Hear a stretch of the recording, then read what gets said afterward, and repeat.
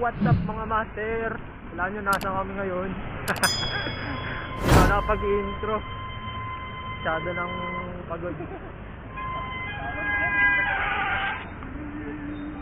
Okay, sasama dito sa dalawan to. Budol na budol. Budol. Sabi nila, ang bagalan daw ng takbo nila, pambira, yung pacing nila, pang ano, pang hingal. Dito lang nakapag-vlog.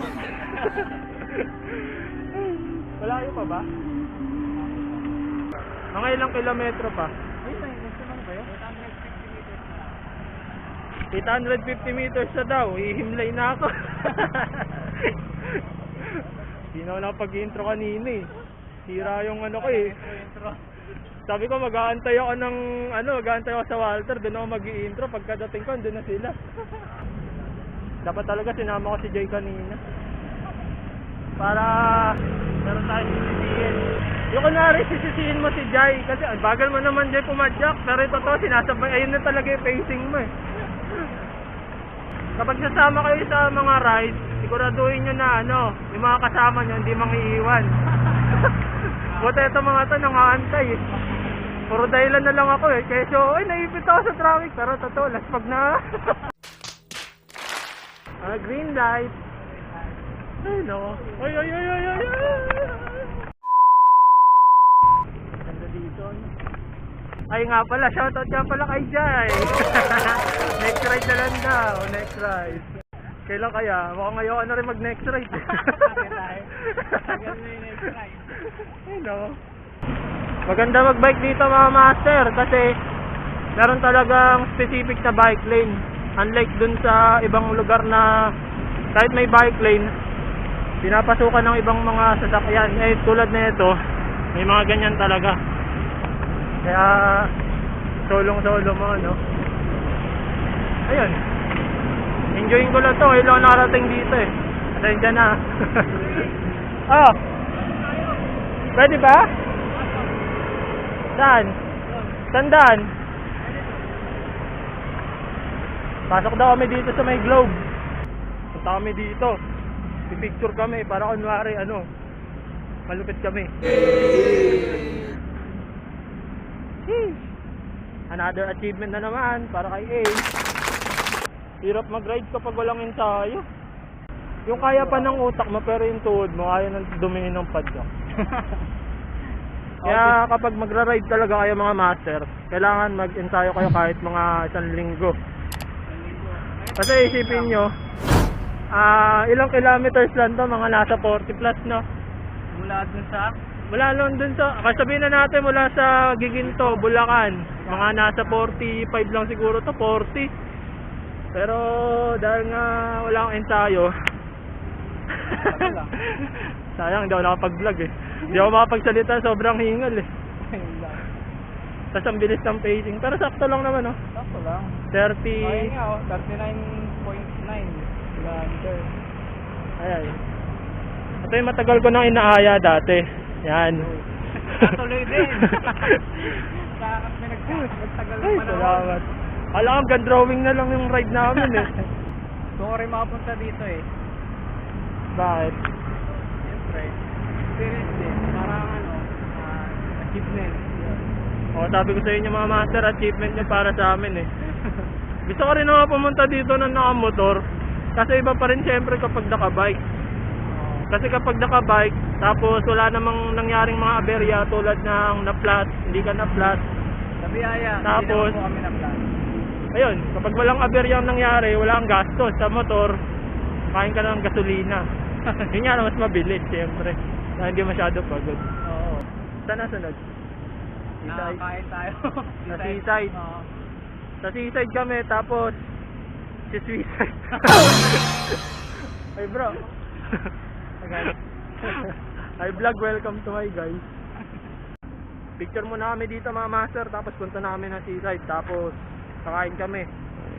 Babawiin ko lahat ng carbs na nawala sa akin. Yun lang, bye bye. Para tuloy tayong mga bata dito, mga first time. Hindi ko natanong kung saan banda yung seaside, kung saan ka kanan, saan ka kaliwa. Basta daw kanan eh. Pagdating sa dulo, kakanan tayo. Baka dulo Okay lang yan. Pwede naman tayo bumalik. Nakabike naman tayo. Mabait naman eh. Pag halimbawa na mali ng daan, pwede naman buhatin eh. Paano nakabike? Yes. Yun ang advantage ko pag nakabike mga master. Pwede mong itabay kapag nagkamali ka. Pero kapag mga nakamotor ka or sasakyan, eh tapos ka. Baka dito. Dito na ano. Ay, mali. Pwede tayo. Hindi, magtanong na siguro tayo. Ikot tayo, gabi. Ikot ba? Oo, ikot. Oo nga, wala na dun oh. Ay, magtanong tayo sa gasolinahan. Mga master, pangarap ko talaga pumunta dito nang maliit ako. Kaso, siyempre, hindi naman tayo palagala.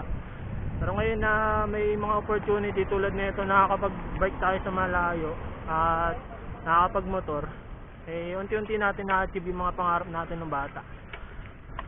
Tanong tayo.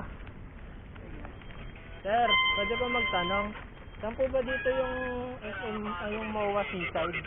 Muwa? Seaside po. Pag muwa dyan, ito sa amin Paranaque, sana na to. Yung Yung pagitan ilog. yung mismong seaside po. Ha? Seaside. Yung parang may Yung terrace may... sa kabila yun, ano? Iba, seaside yun, doon sa may tubibo, makita yung tubibo. Opo. O, doon. Bali po yung likuan dito, dapat po kumanan kami kanina, no? Saan kita yung tubibo daw sa kabila? Ayun na po yun. Kasi, pagitan namin, yan na, ilog, sila dyan. Dami ito sa dito Paranaque na to eh. Thank you po kuya. Very grateful po. Bali yun niya, ikot kami. At hindi namin alam. Bali mamaya tingnan din natin kung mamahalin yung mga pagkain doon, no? Kasi kapag sinabing MOA eh, medyo sosyalin eh, no? Malalaman yan mamaya. Bali yan yung mga kasama ko. Yung naka-trinks na 29er, si Brother Menard.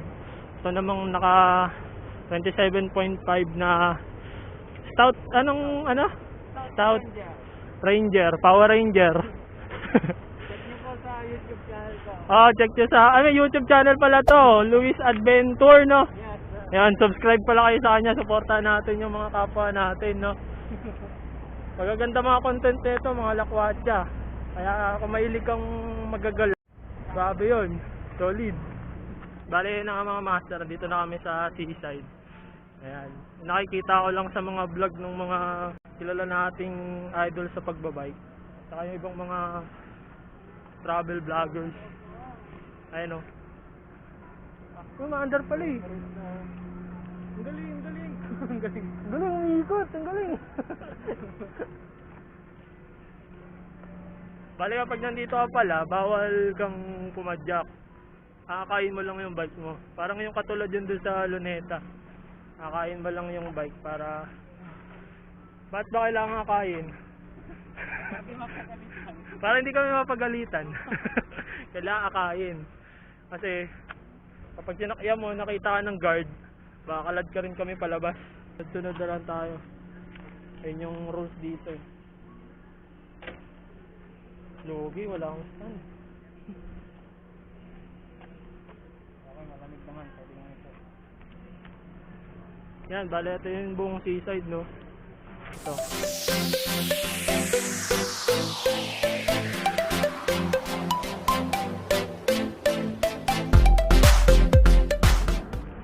Bale yan yun. Tapos, ayun. Check muna tayo. Bakit yung Okay mga kaibigan. Matipag kang pa, nahirap lang. Challenger. Okay dito mga master, lalo na kapag ganitong panahon. Buti nga binigyan kami ng medyo maulap eh. Sana wag lang umulan mamaya. Kasi minsan, ano to eh, minsan umaambon. Eh, mahirap naman na. Ayun o, subscribe kayo dyan. Kay Luis Adventure. Ang content niyan, parang sa akin lang din. Sari-sari. Sari-sari.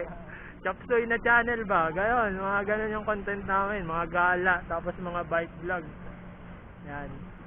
Ganda dito tumambay mga master, oh. Kaso ang problema, ibang mga pumupunta dito, mga basura. Ayan. May mga ligaw na basura kasi mga irresponsable. Pero okay lang. Mga Pinoy talaga.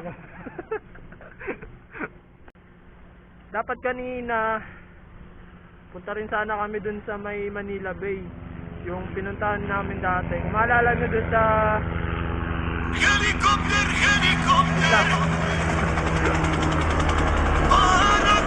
Para cover! ayun, balakad namin sana kanina pumunta dun sa may Manila Bay. Sisilipin namin yung Dolomites nandun. Ang alam ko bukas na yata eh. No, pinipilahan kasi ng mga tao dun eh. Eh kaso, ang pupuntahan talaga namin ito. Ewan ko na lang mamaya kung dadaan kami. Pero baka hindi na siguro. 3 hours later. Can you move it along? I'm all out of time cards. So yun na nga ano. Ngayon nandito kami sa Valenzuela. Bumili lang sila ng tubig. Tapos share ko lang din kasi duman kami sa may Raon. Na pabili kami ng mga pyesa sa bike. Ako, ang binili ko yung stagnant na seat post. Ayan. Kasi yung stock na seat post na ito nabibitin ako. Eh hindi ko mabanat na mabuti yung pako kaya bumili ko bago. Mura lang naman siya, 450. Saka yung kasama namin bumili ng gloves saka ganitong helmet. Mura lang. Pati yung decreaser bumili siya doon. Kaya double purpose na rin. So ayun mga master, no, kumain sila. Ano yan kinain niyo, mami? Mami, tsaka daddy. Ari daddy. Kumain sila, ako hindi. Kasi wala na eh. Wala na rin ako pera. Sakit. Wala lang akong pera. Kanina kasi naka-autopilot na lang ako mula may kawayan hanggang Marilao. Pilot eh. Isipin mo ba naman ganito kainit, oh. Ayan, ganyan kainit. Tapos open pa yung kalsada. Naka-autopilot talaga. Sabi ko pag biglang may huminto sa harap ko, tapos kaibigan. Abala ko, yung tuhod ko, dire-diretsong ganon.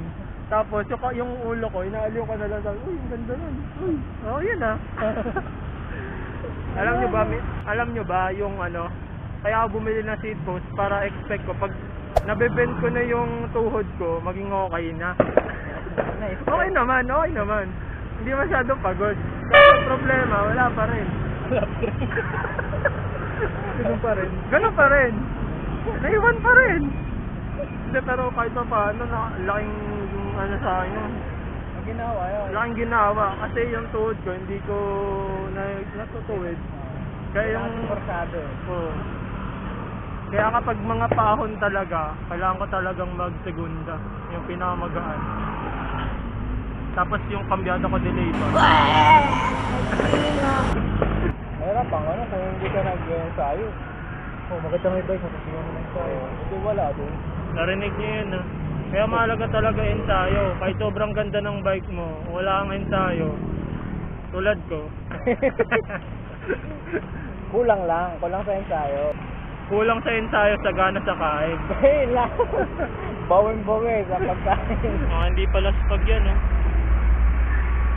Agonoy pa uwian niyang dalawa. Ako dito na lang sa giginto. Pero mukhang di pa abot ng giginto. Okay mga master, hindi na ako mag-vlog. Ayoko na. Pagod na ako. Hanggang dito na lang.